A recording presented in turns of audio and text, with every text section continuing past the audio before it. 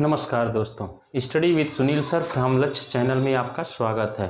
इस चैनल के माध्यम से विद्यार्थी जीवन से संबंधित सभी प्रतियोगी परीक्षाओं की तैयारियां कराई जाती हैं। साथ ही साथ विभिन्न कक्षाओं के विभिन्न विषयों के शिक्षण कार्य कराए जाते हैं। यदि आप इस चैनल पर नए हैं तो सब्सक्राइब बटन अवश्य दबाएं, साथ ही साथ बेल आइकन बटन जरूर दबाएं, जिससे आपको नए नए वीडियोज समय समय पर मिलते रहें।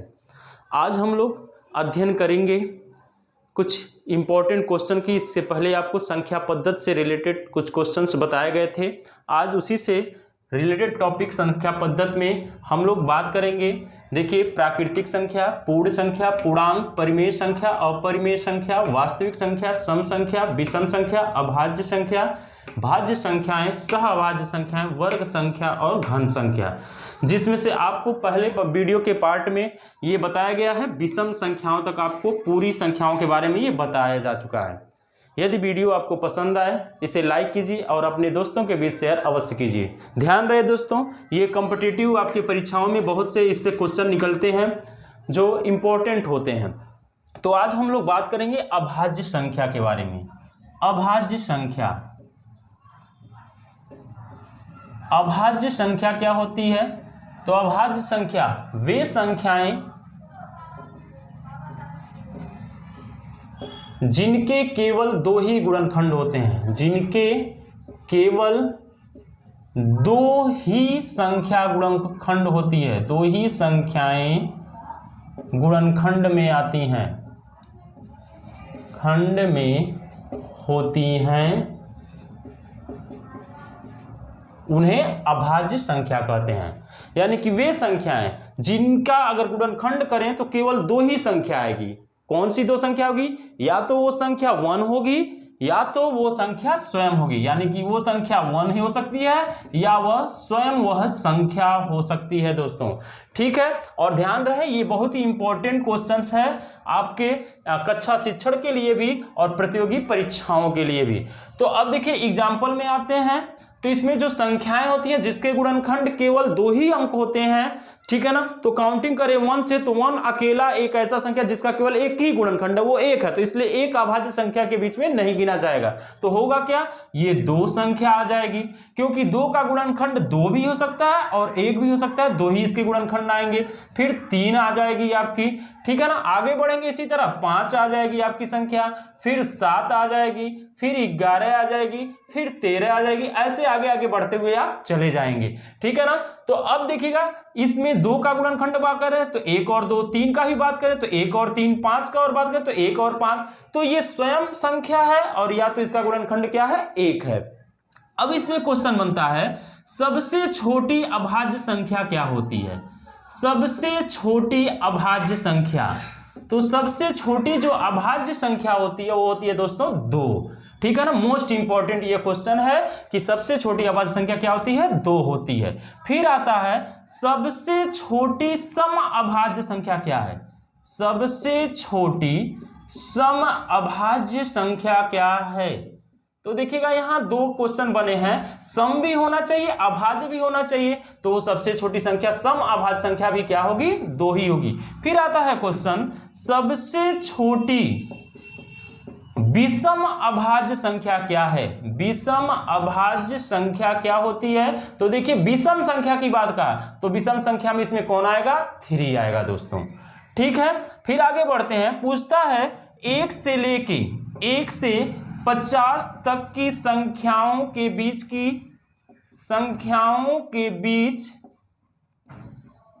कितनी अभाज्य संख्या होती है?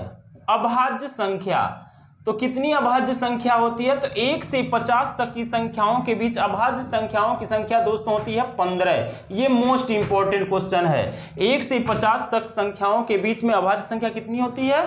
15 होती है। फिर इसी तरह आएंगे तो 50 से, यानी कि 50 से बात करें तो 51 से लेके 100 तक के बीच अभाज्य संख्या की संख्या, 100 तक के बीच अभाज्य संख्या की संख्या, तो अभाज्य संख्या की संख्या 10 होती है दोस्तों। 51 से यानी कि 50 से लेके 100 तक के बीच जो अभाज्य संख्या की संख्या होती है कितनी? वो 10 होती है। तो अब आता है क्वेश्चन 1 से 100 तक के बीच अभाज्य संख्या की संख्या कितनी हो गई? तो देखिए 15 और 10 25 टोटल आपकी संख्याएं हो गई। तो इससे कई तरह के क्वेश्चन बने, सबसे छोटी अभाज्य संख्या, सबसे छोटी समअभाज्य संख्या, सबसे छोटी विषम अभाज्य संख्या, और 1 से 50 तक संख्याओं के बीच अभाज्य संख्या की संख्या कितनी होती है? 15। ये मोस्ट इंपॉर्टेंट है दोस्तों। 50 से 100 तक बात करें तो 10 होती है, और 1 से टोटल 1 से लेके 100 तक बात करें तो दोनों मिला कितना हो जा रहा है? 25 हो जा रही है। तो ये थे आपके अभाज्य संख्या। अब बात करें हम भाज्य संख्याओं की। तो भाज्य संख्या क्या होती है? तो वे संख्याएं जिनके 2 से अधिक गुणनखंड होते हैं, 2 से अधिक गुणनखंड होते हैं, उन्हें कहते हैं हम भाज्य संख्या।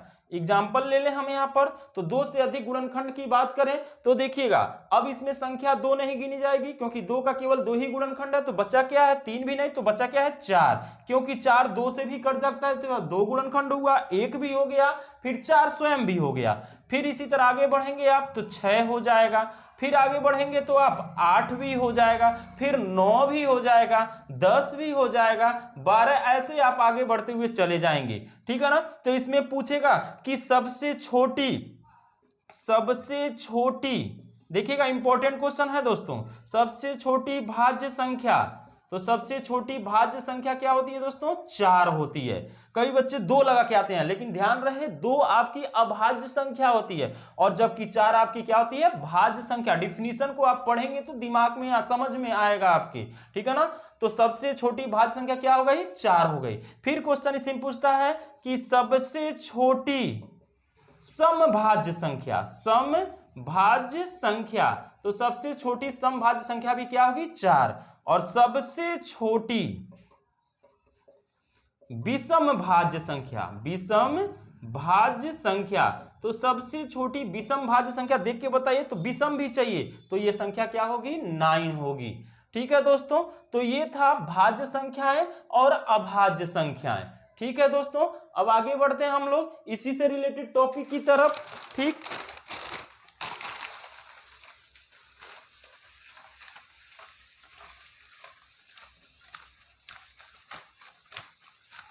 अब आते हैं हम वर्ग संख्या के बारे में जानते हैं। वर्ग संख्या, स्क्वायर नंबर जिसकी अंग्रेजी होती है।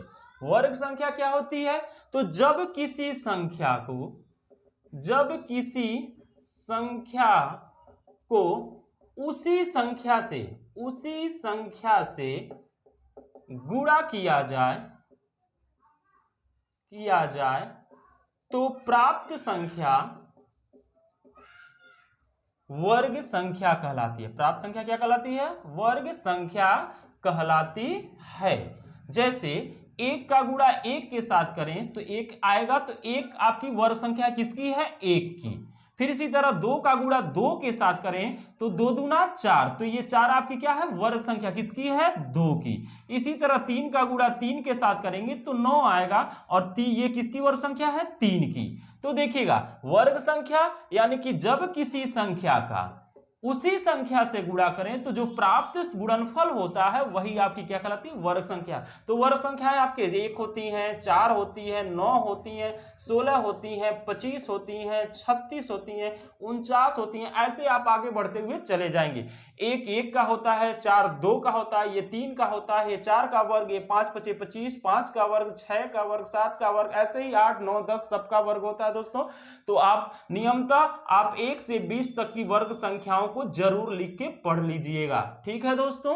फिर आते हैं हम लोग घन संख्या। तो घन संख्या क्या होता है? तो किसी भी संख्या का जब 3 बार उसी संख्या का आपस में गुणा किया जाता है, जैसे 1 × 1 × 1, तो इसका रिजल्ट जो आएगा वो 1 आएगा। तो ये 1 जो है वो 1 का घन हो गया, क्यूब जिसको बोलते हैं। इसी तरह 2 का घन करें तो घन के लिए पावर हम 3 चढ़ाते हैं और वर्ग के लिए पावर हम 2 चढ़ाते हैं। तो 2 का घन करें तो 2 गुणे 2 गुणे 2 यानी 2 दूना 4 दूना कितना होगा 8। तो कोई पूछे 2 का घन क्या होता है 8 होता है। 1 का घन क्या होता है तो 1 ही होता है। इसी तरह 3 का घन कोई पूछे तो 3 गुणे 3 गुणे 3 3 त्रिका 9 त्रिकी 27। तो 3 का घन क्या हुआ दोस्तों 27। 4 का कोई पूछे तो यहाँ पर 4 गुणे 4 गुणे 4 4 चौको 64।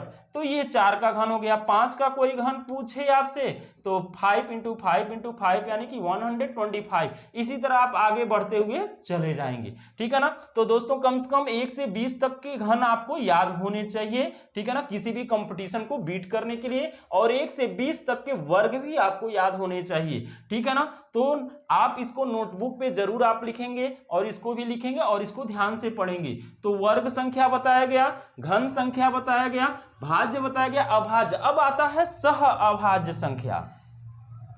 सह अभाज्य संख्या, तो सह अभाज्य संख्या क्या होती है तो सह अभाज्य यानी कि सह मतलब साथ, यानी कि 2 संख्याएं साथ आएंगी। वे दो संख्याएं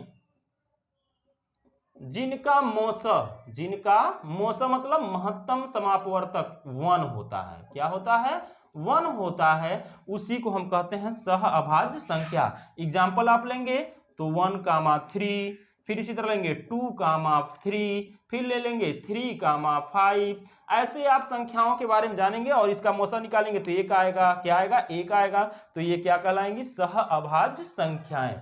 तो इस प्रकार दोस्तों आपको संख्या पद्धति के माध्यम से प्राकृतिक संख्या, पूर्ण संख्या, पूर्णांक, परिमेय, अपरिमेय संख्या, वास्तविक संख्या, सम संख्या, विषम संख्या, अभाज्य संख्या, भाज्य संख्या, सहभाज्य संख्या, वर्ग संख्या और घन संख्या बताया गया।